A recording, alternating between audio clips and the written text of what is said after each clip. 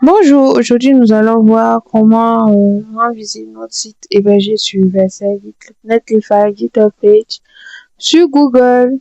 Eh bien, pour cette vidéo, je décide de prendre un site sur lequel je travaille, qui est le site pour mon projet humanitaire, BOD, bénévole pour l'intégration des orphelins et des démunis. Donc là, c'est ce site qui va nous servir de cobaye en quelque sorte.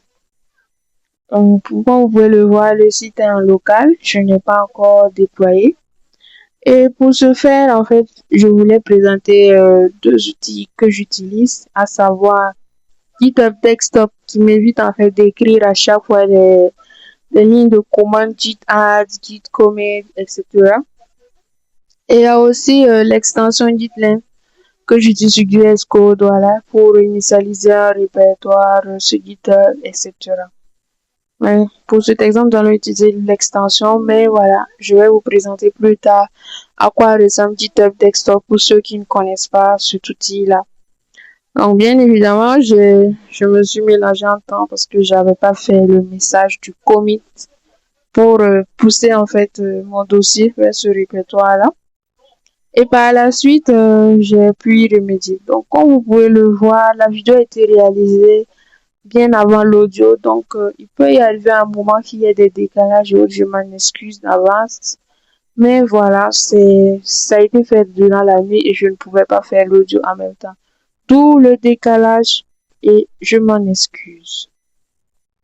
Donc, finalement, je me suis rendu compte du problème qui était en fait causé à cause du message du commit que je n'avais toujours pas mis. Et là, cela m'a échappé.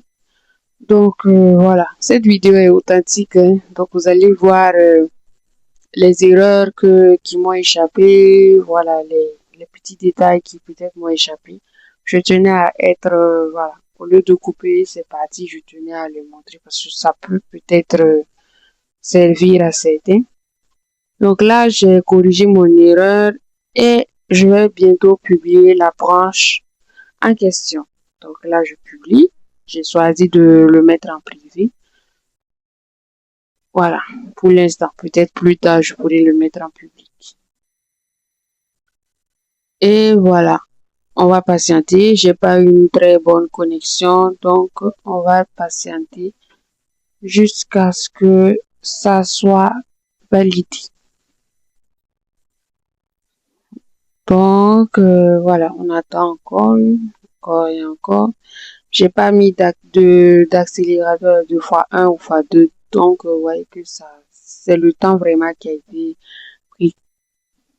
Donc là, je vais vous présenter l'outil des GitHub Desktop dont je parlais tantôt, qui est voilà un moyen pour vous épargner les lignes de commande Git add, Git.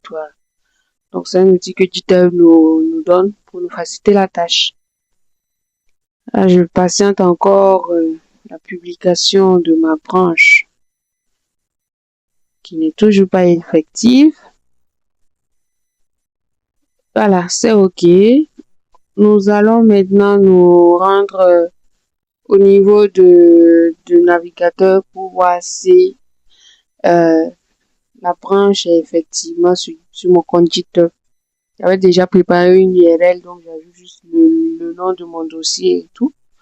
Je sais que cette étape n'est pas le but de la vidéo, mais voilà, je montre comment héberger en même temps un site web pour ceux qui ne savent pas comment le faire. Donc là, je vois que mon code est bien sur GitHub. Je vais maintenant passer au déploiement. On va se rendre au niveau de Vercel. Là, vous allez voir que le dossier, voilà, on va dire le répertoire est déjà présent. J'importe juste cela. Après, je peux choisir de configurer, mais ça, c'est vraiment si le projet contenait des données assez sensibles, je les mets au niveau des variables d'environnement et autres. Mais là, ce projet n'est vraiment pas un projet assez, voilà. Pour l'instant, j'ai pas encore des trucs assez sensibles. Donc, pour le moment, on va juste, voilà, vérifier et déployer tout simplement. Je vais déployer.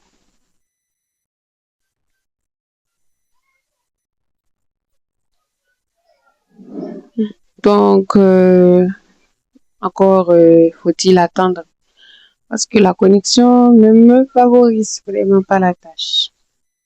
Mais quoique j'ai pu quand même finir le déploiement en 17 secondes, donc là, voilà, pour une connexion moins stable, c'est à féliciter. Et c'est là pour que voilà, le code a été bien fait et tout. Donc voilà, notre code est déployé. Félicitations. Donc, la partie maintenant qui nous intéresse, du moins, nous allons vérifier pour voir si New Repository, vous vous rappelez du message du commit. On doit normalement le voir au niveau de VSL, ce qui prouve que c'est effectivement en fait ce code putché à l'instant qui a été voilà pris en compte. Donc là, on va passer du localhost avec l'URL officielle de voilà versel.app.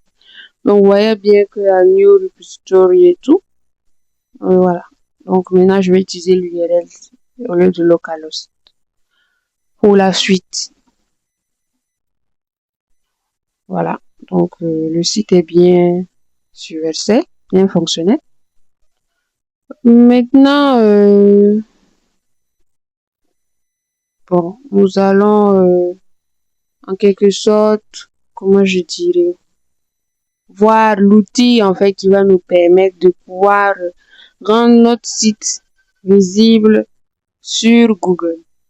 Eh bien, il s'agit de Google Search Console, tout simplement. Google Search Console, c'est un outil gratuit que Google nous offre en fait, met à notre disposition, on va dire, pour nous permettre de pouvoir, voilà, indexer nos sites. Donc là, je fais une recherche de biodé pour voir, puisque bon, vu que je l'ai mis sur VSL, logiquement, un site déployé devrait être visible. Mais bien évidemment, on parle des sites ayant des noms de domaine, voilà, achetés ou voilà. Mais mon site VSL.app n'est toujours pas visible. Que je tape biodé ou même bénévole pour l'intégration des orphelins des démunis, ou même, voilà, biodé, bénévole Burkina Faso, je ne le verrai pas. Je parle parce que comme vous pouvez le voir sur ce projet a été l'aboutissement de mon expérience personnelle avec mon portfolio parce que je l'ai mis en ligne, ça vaut quelques mois et j'arrive toujours pas à le voir sur Google. Donc c'est de là qu'est venue cette recherche-là. De trouver un moyen de le rendre visible, voilà. À défaut de payer un domaine parce que je ne suis pas contre les domaines, les noms de domaines. Mais voilà, pour nous qui n'avons pas forcément les moyens ou bien les capacités de s'en tenir, il faut trouver aussi d'autres solutions, quoi. Donc, voici un peu l'interface de Google Search Console. Google Search Console, comme vous pouvez le voir, actuellement, je suis connecté sur le site de mon portfolio, mais plus tard, je vais vous montrer. Donc, je vous montre un peu l'interface. Maintenant, comment ça se fait en fait? Nous allons aller créer une propriété, une nouvelle propriété pour le site en fait. Donc, nous allons en fait créer une propriété.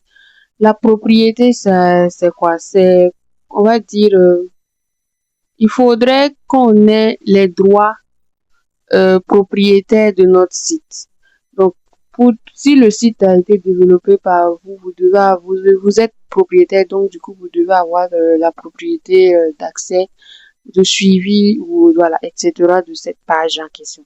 Donc, en fait, on part sur Google et on va, lorsqu'on va faire ajouter, Google va vérifier en fait si on est vraiment, s'il n'y a pas une autre personne en fait qui est déjà propriétaire de ce site, s'il ne trouve pas de propriétaire, donc bien évidemment c'est vous qui avez fait la demande là, qui en êtes le propriétaire ou tout simplement, bon, voilà. Donc là je vous montre une erreur de, voilà. Donc je pense qu'on va aller à la pratique. Donc, la vidéo sera découpée après. Nous sommes à la 10e minute. Du coup, retrouvons-nous à la deuxième partie. Voilà.